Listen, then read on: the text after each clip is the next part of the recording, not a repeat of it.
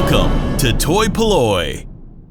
Hello and welcome to another video from toy-polloi, and in today's video we're going to be trying to repair this sort of pile of remains of a vintage Masters of the Universe Horde Trooper. Now you'll have seen the unboxing of this over on toy-polloi too. This was very kindly sent to me by Bass, and I think there are the remains of about 2 Horde Troopers. I can certainly see enough to build one, and then it looks like enough to sort of build maybe part of another one, but it's all in a fairly sorry state. We've got broken off legs, we've got bits of the sort of chest armor. In fact, we've got bits of the chest armor with hinges broken. It's just generally a mess of parts, but I think with some work we can turn this into at least one pretty reasonable looking Horde Trooper. The first thing we need to do though is actually give it a bit of a clean. All of this stuff is pretty dirty, so I'm going to take this down to my sink and give it a wash in some hot soapy water using a toothbrush to get into all the sort of nooks and crannies. There's a couple of pieces I will be careful of, which are the pelvis pieces. You can see I've got 2 of the pelvises here.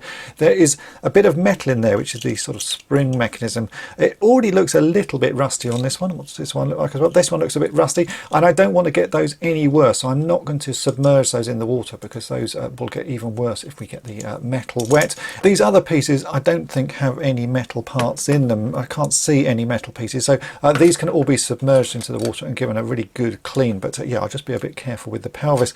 Then once we've got that all done, we can start seeing what we can do with this, and hopefully, yeah, we'll be able to build at least one Horde Trooper and get it looking pretty reasonable by the end of the video. So let's get washing, clean all these parts up, and then we can start seeing what we can make.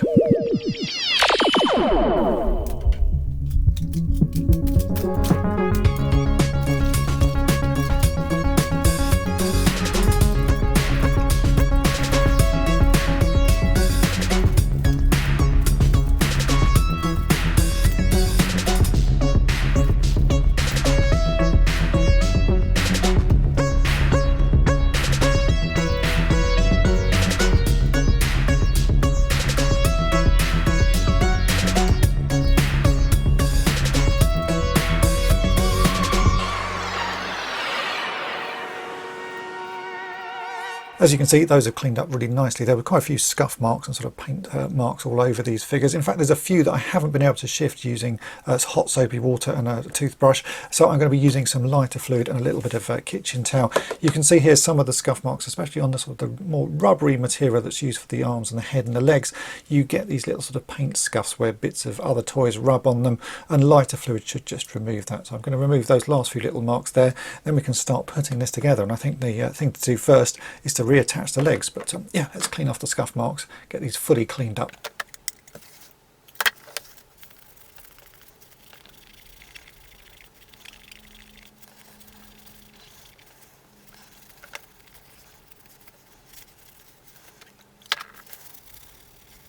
The next job, of course, is the legs, and these are often detached from vintage He-Man figures. The band that holds them together is made out of rubber and it perishes.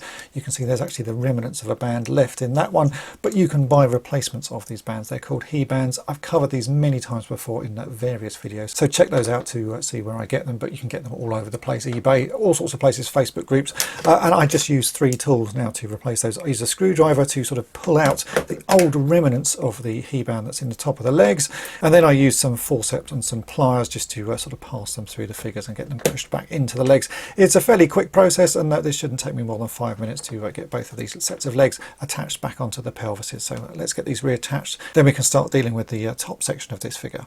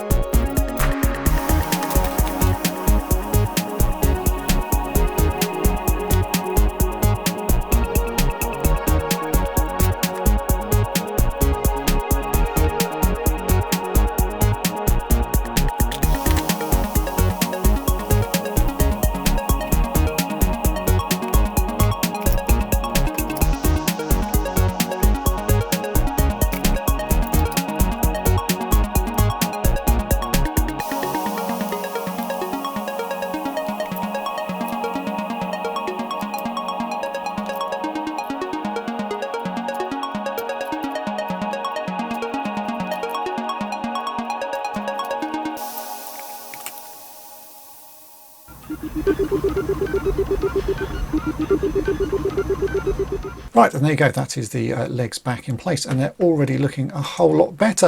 And I thought at this stage I would discuss the sort of yellowing on the plastic, because I know it's going to be a comment that will be left, why haven't you de-yellowed these pieces of plastic? And I have to say, for me these days, I generally don't sort of de-yellow the toys that I sort of add to my collection and work on, because I like the sort of wabby-sabby look of them. I like the fact these have a bit of age to them. You can de-yellow it, I've shown it many times before, but the de-yellowing process doesn't last forever. It will last, you know, 2 to 5 years, and then it will start to come back. And for me, I just don't really find that the sort of de-yellowing on the figures actually makes that much difference. I like them as they are. They all have a little bit of a wear, they all have a little bit of a story to it. So in this instance, with these ones, I'm not going to bother doing anything to them. I'm going to leave them as is. I know a lot of people will sort of want to de-yellow them, and as I say, I've got videos that show how to do it. But in this instance, I'm going to leave them as is. It doesn't mean that I might not do it in future, but as far as sort of restoring these figures goes at the moment, they're going to stay as they are here, which is a bit yellowed and a bit worn and a bit sort of rough around the edges. Now what we need to do though is actually put these two figures sort of together. We can start attaching the top parts of the bodies to the bottom, and then we can fix these broken clips. You can see there's quite a nasty broken clip there, which I'm not quite sure how I'm going to fix that just yet, but I think I have a sort of a rough plan forming. So before we even get onto that, we need to sort of reattach these two pieces back together, and it looks like I just need to clip these two little posts either side here into the sort of the internal workings of the Horde Trooper, and I'm hoping that there's enough flex in these plastics that I can just sort of push these two pieces together. We'll just give it a go and see what happens. With a little bit of flex, I don't want to push it too hard, because obviously if I break this, we've got another issue. But oh, there we go. That's the top section joined to the bottom. We'll do the same on this one here. Hope it just has the same amount of flex. Oh yeah, okay. Those two are together. Now we can start working on the torso. Now the front pieces of the torso that I've got 3 of them. These don't appear to be broken. They all have this little clip here which clips onto this bar at the front. I've only got one rear section, and you can see the clip on that is broken, and I can sort of work out why the clip is broken. On the front we have this sort of longer part of the clip, the sort of the internal part of it, which has a piece on the top of it that rests on this post, which is part of the mechanism that sort of holds the two sections together before you press the button to make it explode. On this rear section we still have this post that goes in, but there is no piece that attaches the sort of clip to that, so it's just a weak point that pushing on that, you're pushing on a very thin piece of plastic. So what we're going to do is try and recreate that using some styrene sheet, and then I'm going to add an extra bit of support between that broken clip and this little post here, and I think that should sort of make it a little bit stronger, because obviously we got to plastic weld styrene onto this plastic, which I haven't yet tried to see if it will work, but I sort of have a feeling it will. And it's still going to be a little bit of a weak point because we're sort of joining two different bits of plastic together. But I think we can probably do something. So let's get the styrene sheet out and the plastic weld, and we'll see what we can make. From my bag of scrap pieces of styrene, this is bits I've used for other projects. Every time I cut a piece of styrene, there's always a bit of scrap left, and I just stick it in this bag because you never know when it's going to be useful. From that bag, I picked out these bits, which are a couple of bits of 1.5mm thick white styrene sheet. I've also got a piece of 0.5mm thick styrene sheet, and I think that's all I'm going to need. These tiny pieces should be able to recreate these missing pieces. Before I do anything though, I need to tidy up these areas where the bits have broken off, because they've broken off at sort of quite awkward angles. Nothing is particularly flat or square, so I've got a couple of different sized needle files here, just different shapes, so I'm going to use those to file away these broken bits until I've got a nice flat surface that I can work on top of, and then we can start cutting the styrene and replacing these little broken clips.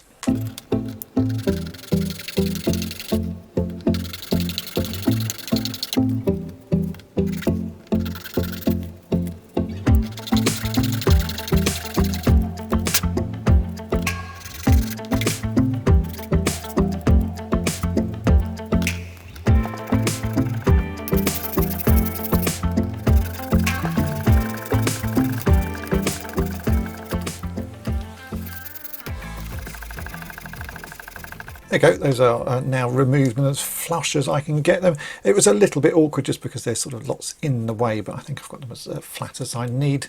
So now I'm going to start making this little back clip here, which is the one on the left hand side. You can see that's missing. It's a fairly simple piece. It's about 1.5 millimeters thick, so that's why I've got the 1.5 millimeter thick styrene sheet. You can see I've just marked a piece there which is about the right width.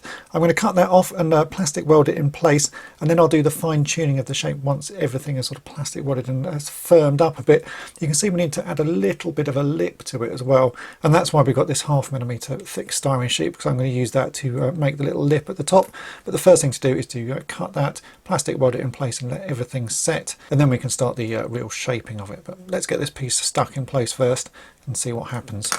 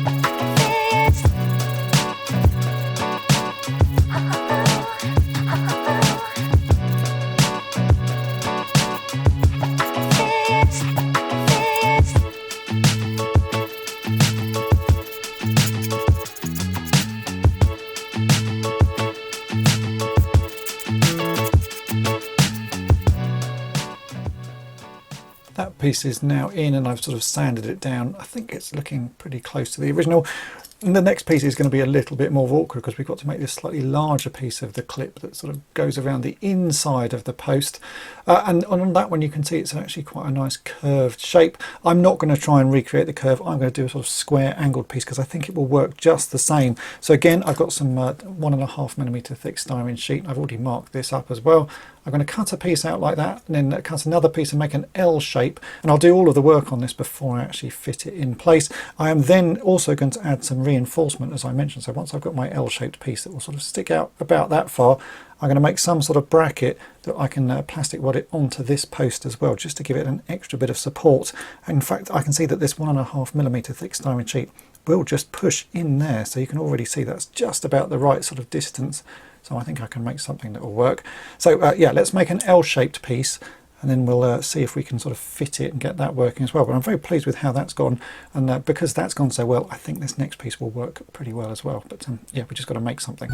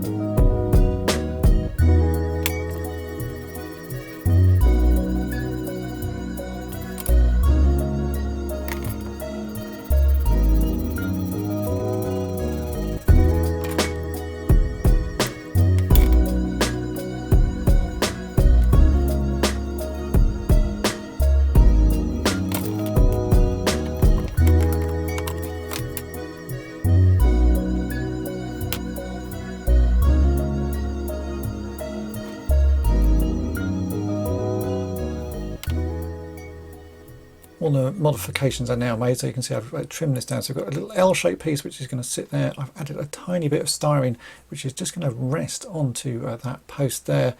And really all we can do now is plastic weld this in place and hope that it sort of fits and works. I've measured everything as best I can, and I do think this is going to work. If it doesn't, I'll have to snap it off and start again. I'll make a few little modifications, but I'm really hopeful that that is going to work. It's really a best guess, but I'm very hopeful that this is actually going to fit. It looks about the right sort of shape, and yeah, we're just going to have to go for it. So let's plastic weld this in place. We'll let everything dry, and then we'll test to see if this actually works.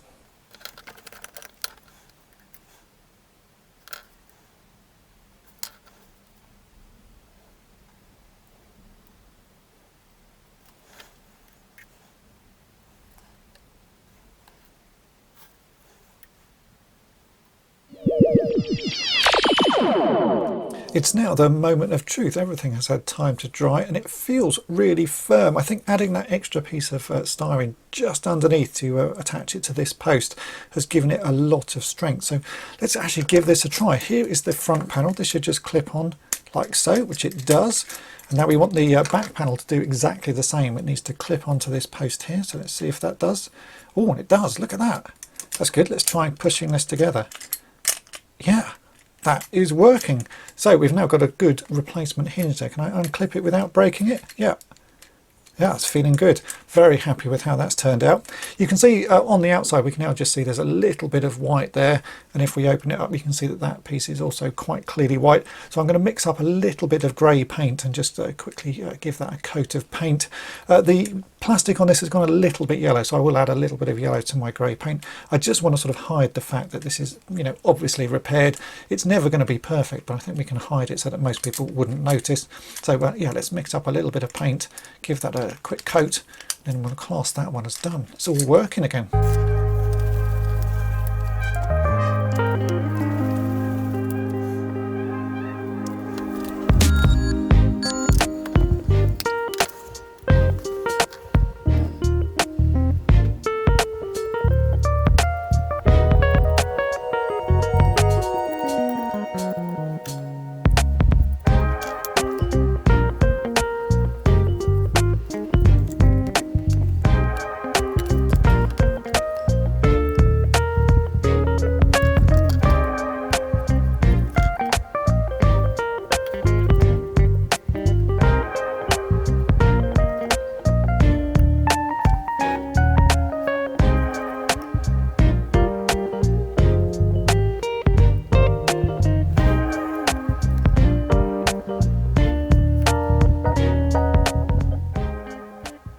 That paint has now had time to dry, and although not a perfect match, it does hide the fact that I have repaired these. And actually, while I was sort of doing that and doing a few more tests, I did manage to snap off both of these pieces. It appears that the plastic weld, although it looks like it's fusing these two bits of plastic together, it hasn't. It does form a sort of mild bond, but it's really not that strong. So the plastic on this piece must be something like styrene, but not quite like it. So yeah, what I've ended up doing is actually super gluing those pieces on, and they're now held on pretty firmly. And that little extra piece there has really made the difference. So the super glue has a lot of sort of surface area to attach it, and this now feels like a really firm sort of repair. And I can clip this back onto the figure.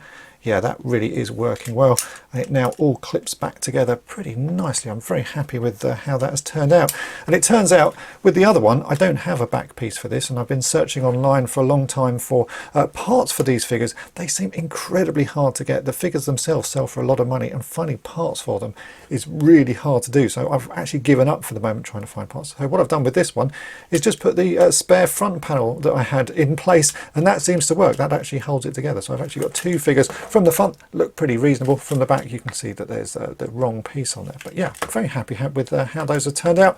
And the yellowing on this, as I say, it doesn't bother me at all. I think this is just sort of showing the age of the figures. I may come back to this in future and do a bit of de-yellowing on them, but for now, they're looking pretty good. So yeah, I'm going to class those two as done. They're now displayable, and this one does work. It does explode, which is quite nice. It's a really annoying feature, but it does work. So there we go, that is it for this project. I've managed to get this sort of pile of bits and bobs from Horde Troopers put together, and I've actually ended up with one pretty nice Horde Trooper and one that doesn't actually look too bad. It's just got the wrong back to it. So in time, hopefully I can find some replacement parts for those.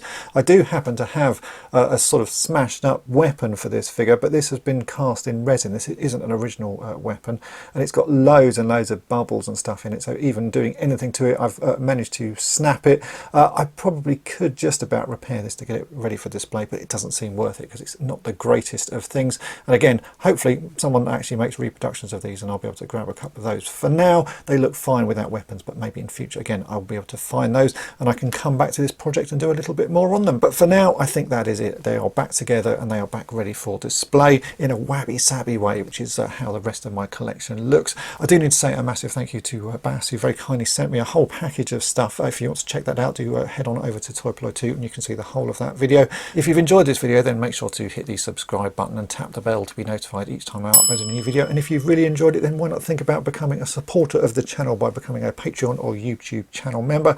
You get early access to all my restoration videos and access to an exclusive series called On the Cutting Mat, where I fix other toys that you won't see here on the main channel. So have a think about that, and thanks for watching.